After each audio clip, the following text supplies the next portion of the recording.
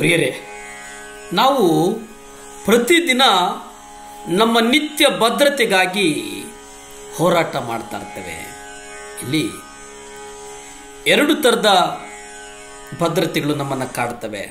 ಒಂದು ಕುಟುಂಬ ಭದ್ರತೆ, ಮತ್ತೊಂದು ವೈಯಕ್ತಿಕ ಭದ್ರತೆ. ಇವೆಲ್ಲದಕ್ಕಿಂತ ನಾವು ಮುಖ್ಯವಾಗಿ ಸಾಕ್ಷಿಯನ್ನು ಕಾಯ್ದುಕೊಳ್ಳುವುದಿದೆಯಲ್ಲ, ಅದು ಬಹಳ ಸ್ಪಷ್ಟ ಮತ್ತು ನಿಚ್ಚಳ. ದೇವರು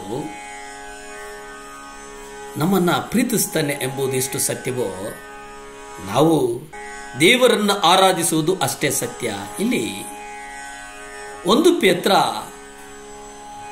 1ನೇ ಅಧ್ಯಾಯ 1-2 ನಾವು ನೋಡುವುದಾದರೆ, ಯೇಸು ಕ್ರಿಸ್ತನ ಅಪೋಸ್ತಲನಾದ ಪೇತ್ರನು ಪೊಂತ, ಗಲಾತ್ಯ, ಕಪ್ಪದೋಕ್ಯ, ಅಸ್ತ್ಯ, ಬಿತೋನ್ಯ ಇವುಗಳೆಲ್ಲರನ್ನ ಚದುರಿರುವ ಪರದೇಶಸ್ಥರಿಗೆ ಪವಿತ್ರಾತ್ಮನಿಂದ ಪ್ರತಿಷ್ಠಿಸಲ್ಪಟ್ಟರಾಗಿ ವಿಧೇಯರಾಗುವುದಕ್ಕೆ, ಯೇಸು ಕ್ರಿಸ್ತನ ರಕ್ತದಿಂದ ಪ್ರೋಕ್ಷಿತರಾಗುವುದಕ್ಕೆ ತಂದೆಯಾದ ದೇವರ ಭವಿಷ್ಯದ ಜ್ಞಾನಾನುಸಾರವಾಗಿ ಆರಿಸಿಕೊಳ್ಳಲ್ಪಟ್ಟವರಿಗೆ ಬರೆದಿದೆ ಎಂಬುದನ್ನು ನಾವು ಇಲ್ಲಿ ಗ್ರಹಿಸ್ತೇವೆ.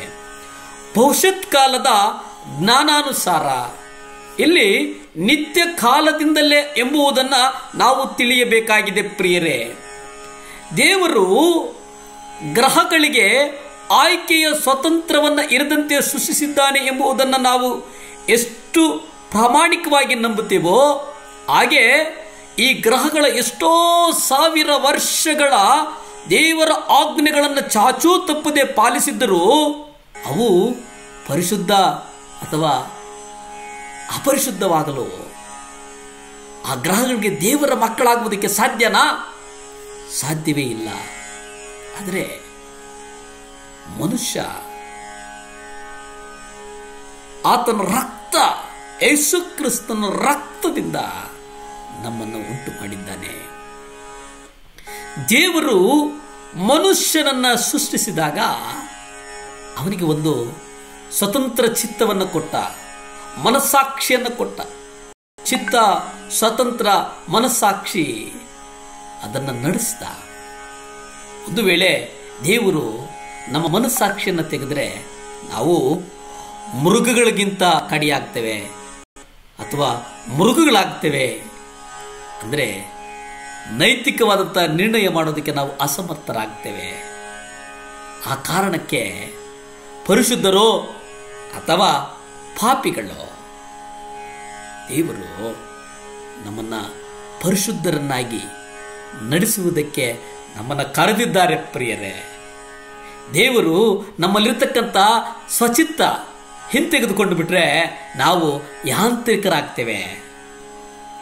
ಪರಿಶುದ್ಧರೋ ಪಾಪಿಗಳೋ, ಶಕ್ತರೋ ಅಶಕ್ತರೋ ಅಥವಾ ಕ್ರೈಸ್ತ ವಿಶ್ವಾಸಿಗಳೋ, ಇವು ನಮ್ಮಲ್ಲಿ ಒಂದು ಜಿಜ್ಞಾಸೆಯನ್ನು ಉಂಟು ಮಾಡ್ತವೆ. ಪ್ರಿಯರೇ, ಅದಕ್ಕೆ ಸಂತೋಷದಿಂದ ಕೊಡುವವನನ್ನ ದೇವರು ಪ್ರೀತಿಸ್ತಾರೆ. 2 ಕೊರಿಂಥ 9ನೇ ಅಧ್ಯಾಯ 7ರಲ್ಲಿ ನೀವು ನೋಡಿ, ಪ್ರತಿಯೊಬ್ಬನು ತನ್ನ ಹೃದಯದಲ್ಲಿ ನಿರ್ಣಯಿಸಿಕೊಂಡಿರುವ ಪ್ರಕಾರ ಕೊಡಲಿ. ದುಃಖದಿಂದಾಗಲಿ ಬಲಾತ್ಕಾರದಿಂದಾಗಲಿ ಯಾರೂ ಕೊಡಬಾರದು. ಯಾಕೆಂದರೆ ಸಂತೋಷವಾಗಿ ಕೊಡುವವನನ್ನ ದೇವರು ಪ್ರೀತಿ ಮಾಡ್ತಾರೆ. ಕೊಡಬೇಕು. ನಾವು ನಮ್ಮ ಹೃದಯದ ಅಂತರಾಳದಿಂದ ಕೊಡೋಣ, ದೇವರು ಆಶೀರ್ವಾದ ಮಾಡ್ತಾರೆ. ಪ್ರಾರ್ಥನೆ ಮಾಡಿಕೊಳ್ಳೋಣವೇ? ಭೂಮಿ ಆಕಾಶಗಳನ್ನು ಉಂಟು ಮಾಡಿದಂಥ ಸರ್ವಶಕ್ತನಾದಂಥ ದೇವರೇ ಸ್ತೋತ್ರ ಸ್ವಾಮಿ. ಅಪ್ಪ, ಈ ಮುಂಜಾನೆಯ ಸಮಯದಲ್ಲಿ ದೇವರೇ ನಮಗೆ ಕೊಡುವುದನ್ನು ಕಲಿಸು ಸ್ವಾಮಿ. ದೇವರೇ, ನಾವು ಕೊಡಬೇಕಂದ್ರೆ ನೀವು ನಮಗೆ ಕೊಡಬೇಕು ಸ್ವಾಮಿ. ಅಪ್ಪ, ಎಷ್ಟೋ ಜನ ಮಕ್ಕಳು ಬರಿಗೈಯಲ್ಲಿ ಪ್ರಾರ್ಥನೆ ಮಾಡ್ತಾ ಇದ್ದಾರೆ. ದೇವರೇ ಯೇಸುವೆ, ಯಾರ್ಯಾರು ಬರಿಗೈಯಲ್ಲಿ ಪ್ರಾರ್ಥಿಸ್ತಾ ಇದ್ದಾರೋ ಅವರ ಕೈಗಳನ್ನ, ಅವರ ಹಸ್ತಗಳ ಗಾಯವುಳ್ಳ ಹಸ್ತಗಳಿಂದ ನೀವು ಆಶೀರ್ವಾದ ಮಾಡು ಸ್ವಾಮಿ. ಅವರ ಕುಟುಂಬಗಳಲ್ಲಿ ಏರಳವಾದಂಥ ಆಶೀರ್ವಾದಗಳು ಇಳಿಯಲ್ಪಡಲಿ. ದೇವರೇ, ನೀವು ಹೇಳಿದಿರಲ್ಲಪ್ಪ, ನನ್ನ ಸಹಾಯವು ಎಲ್ಲಿಂದ ಬರುವುದು? ನನ್ನ ಸಹಾಯವು ಭೂಮಿ ಆಕಾಶಗಳನ್ನು ಉಂಟು ಮಾಡಿದಂಥ ಯೆಹೋವನಿಂದಲೇ ನನ್ನ ಸಹಾಯವು ಬರುವುದು ಅಂತ ಹೇಳಿದಂಥ ದೇವರೇ, ಆಶೀರ್ವಾದ ಇಳಿದು ಬರಲಿ ಸ್ವಾಮಿ. ಮಕ್ಕಳನ್ನು ನಿಮ್ಮ ರಕ್ತದಿಂದ ತೊಳೆದಕ್ಕಾಗಿ ಸ್ತೋತ್ರ ಸ್ವಾಮಿ. ಸ್ತುತಿ, ಘನ, ಮಾನ, ಮಹಿಮೆ ನಿಮ್ಮೊಬ್ಬರಿಗೆ ಸಲ್ಲಿ ತಂದೆ. ಆಮೇನ್. ಆಮೇನ್ ಆಮೇನ್. ಹಲ್ಲೆಲೂಯಾ. ದೇವರು ಒಳ್ಳೆಯವರು, ಒಳ್ಳೆಯದನ್ನೇ ಮಾಡುವವರಾಗಿದ್ದಾರೆ.